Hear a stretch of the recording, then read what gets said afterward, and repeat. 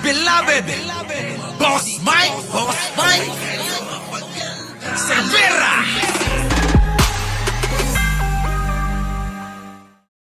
Sara Duterte, pasok! Mga kabrigada, mga sorpresa, abangan umano sa unexplained wealth article sa Duterte Nako. impeachment trial. Grabe eto mga kababayan, dito ako nagulat. Oo. Dito ako nagulat mga kababayan. Meron daw sorpresa ang prosecution sa mga nanonood ng impeachment trial. Dahil wala pa raw sa exciting part. Kung hindi, eto pa lang, paparating pa lang mga kababayan. Mary Pinoses, paparating pa lang, Lucia Makikiber, oo. Blas Sandy, oo. Nako, eto na. Mga record na hindi na.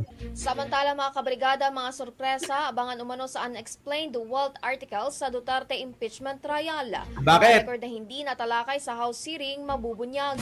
Nako, eto na, yung mga daw hindi daw natalakay sa House hearing, diyan po sa Kongreso, siguro yun yung tinatawag nilang mini hearing, mga kababayan, hindi daw natalakay yun, kaya dito na daw mabubunyag. Nako po! Kaya alam nyo si Sara Duterte, di ba pinakita ko sa inyo kanina, puro pasana naman. Sinasaktan niya na naman yung mga sarili niya. Sinasaktan niya yung sarili niya. Grabe, no? Grabe si Sara, no? Mukhang talagang windang-windang na yung utak ni Sara ngayon. May report si Brigada Haji Kaaminyo, i-brigada mo. Live report. Inaasahan ng House Prosecution Team na maipipresenta ang tax at bank records ni Vice President Sara Duterte at ng kanyang asawa sa pagsalang ng unexplained wealth article sa impeachment trial. Naku, mga kababayan, alam nyo, dito magkakaalamanan. Oo. Dito magkakaalamanan, mga kababayan, pag nabuksan ito. Baka magulat kayo. Baka magulat kayo kalahati ng Davao City pag-aari na ni Sara Duterte. Baka magulat lang kayo. 'Di ba? Magaling ito magnakaw mga kababayan Kaya nga doon sa doktor ko, sabi ko nga sa inyo nakausap ko, galit na galit kay Sara Sabi ng doktor, doktor yun sabi niya, alam mo yun si Sara Duterte, hayop na yan, ano pa bang patunay na magnanakaw yan? Sabi ni Dr. Alan. Oo. Sabi ni Dr. Alan, wala naman dapat ng patunayan dyan ayan na 'Di ba? Magnanakaw talaga yan. Pero bakit napakatagal na panagutin yan? Oo. Biruin niyo yung mga salita na ganon. Sabi niya sa akin, ikaw, napapanood ko yung mga ginagawa mo. Tama yan. Oo, gawin mo, tuloy-tuloy, huwag kang tumigil. Para mamulat yung mga tangat bobo. Sabing ganon. Sa akin naman, alam nyo naman tayo. Nandito na tayo. Ano pang gagawin natin? Marilo Raganit, sabi ko naman sa inyo, hanggat nandyan si Manong Bongbong, nandito tayo. Tuloy! Pulong balitaan, sinabi ni House Prosecutor Terry Redon na ilalabas ng Article 2 ang mahahalaga at bagong ebidensya na hindi pa naririnig ng mag-imbestiga ang Kamara. Naku, patayin na mga kababayan. Ito malupit, masakit ito kay Sara Duterte. Na alam nyo ako alam ni Sara Duterte na itong mga ebidensya na ito ay lalabas. At kaya siya, ayon sa ating Pink Palaka, kaya siya panay ang demanda dito kay Ramil Madriaga para takutin niya. Matatakot mo pa ba yung preso? Nandyan na nga, Nobel na nga yung kaso. Tapos tatakutin mo, nakakulong na yon. Para saan pa yung demanda mo? Bilang panakot kay Ramil Madriaga. Ngayon, ang problema, Marilyn Castro, Ang problema ngayon, Berhinia Domingo, itong paparating na hindi niya inaasahan na mukhang ilalabas nila si Ramil Madriaga para patotohanan itong mga sandamakmak na pera na madidiskubre dyan po sa mga itinatago-tago niya. Magkakayarian yan, mga kababayan, maniwala kayo. Kabilang na rito ang mga dokumento ng Bureau of Internal Revenue, bank Ako. records at firearms na hindi umano idineklara sa Statement of Assets. Kita nyo mga kababayan, ha? Jonit de Vera. Dito na lang, mga kababayan, no? Yung mga ari-arian, bawal ho yun. Yung mga ari-arian na mga halimbawa, mga lupa, bahay, kotse, mga pera, katulad ng mga baril na may mga halaga, dapat dinideklara mo sa SALN mo. Pero nga dahil kampante si Sara Duterte na parang babuyin tayo, okay lang kasi hindi naman tayo. Ano, James? Parang tuwan-tuwa kayo, James, ha?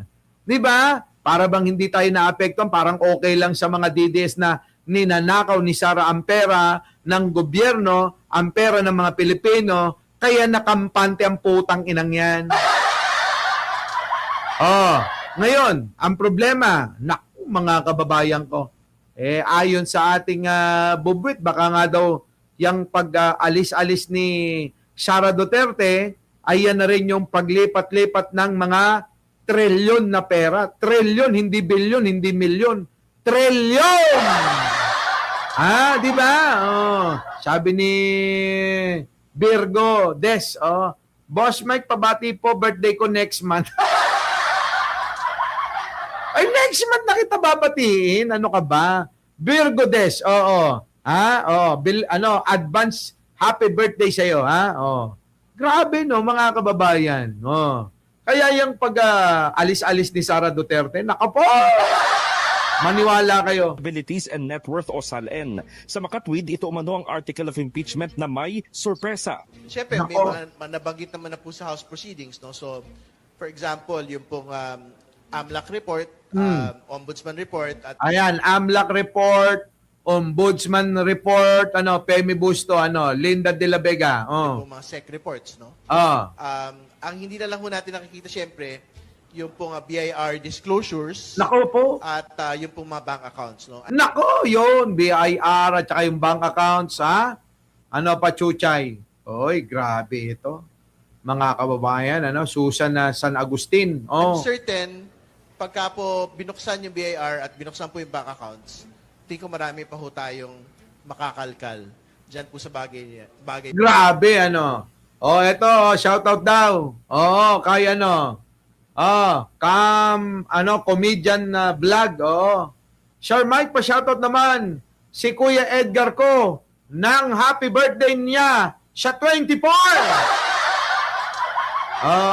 Happy birthday kaya Kuya Edgar ni comedian vlog. Opo, happy birthday, Kuya.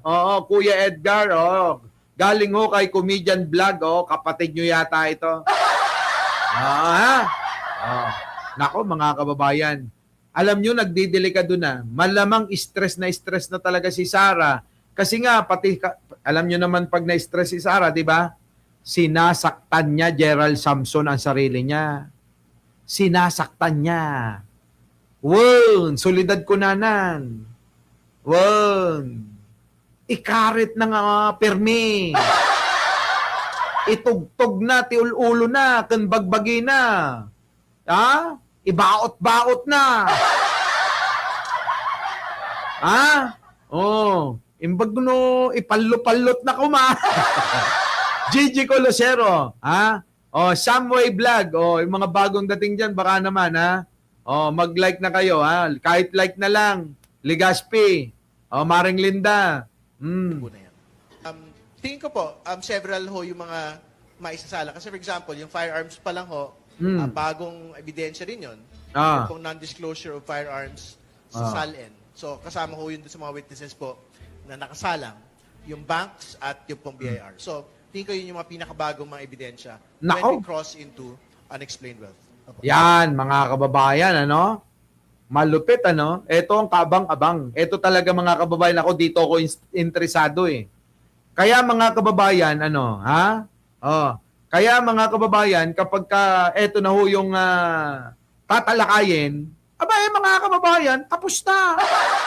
Diyan na talaga ako. Hoy, comedian, thank you naman. Naawa ka pa. Shoutout sa mga kababayan natin dyan sa Singapore, ha? Kita-kita tayo soon. Mauna muna ang Japan. Oo, ha? Next month, pupunta ako ng Japan. Oo. Oo, ha? Alam nyo naman ako eh.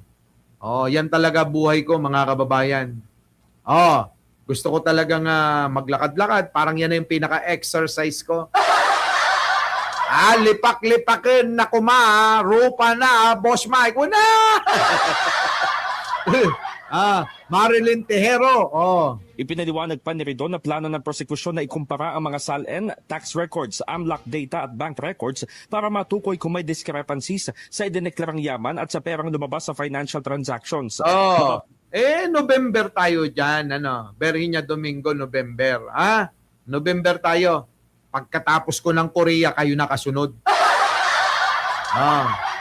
Pati na 6.7 billion pesos na halaga ng transaksyon ang nasilip kung saan 4.4 billion pesos ang sinasabing inflows na mag-asawang Duterte Carpio. Wag kang mag-alala. Kyle's mom, sasama kita. Kung natanggal po ang Chief Justice, isang Chief Justice convicted. Ito naman si Angelito Untalan, nag-aabala pa. Tumigil ka na nga. Puta, Angelito Untalan, mukhang nakadilihensya ka. Alam mo, nung araw, may mga ganyan. Biruan namin. Biruan lang naman, Yung mga, hindi kasi highway patrol yan eh. Oo, patrol yan. Si Angelito Untalan sa Skyway. Tawagan nyo yan kapag may problema kayo dyan. Yung mga yung mga enforcer, hindi ko naman nila lahat, pagka uuwi na, boundary na? Nakarami ka ba? Tapos kapag siyempre, kakilala namin yung kabiruan, dadaan kami, makikita namin, nagta-traffic pa. Puta, madilim na, nandiyan ka pa. Mukhang kulang pa yung boundary mo. Grabe talaga. Ewan ko na wala na yung mga kaibigan ko dati. Yung mga enforcer at saka yung mga taga-MMD. Dati ba yon? Pwede sama? Pwede! Bakit hindi? On the basis of SALN violations, dapat wala akong pag-iiba dito po sa kasalukuyan po nating kaso. In the heart of changing lives. Kita nyo mga kababayan ko? Oy, abangan natin to, mukhang maganda ito. Mukhang magandang, mukhang magandang panoorin ito kapag nilabas na yung mga ebidensya, Our beloved Boss Mike. Sevilla.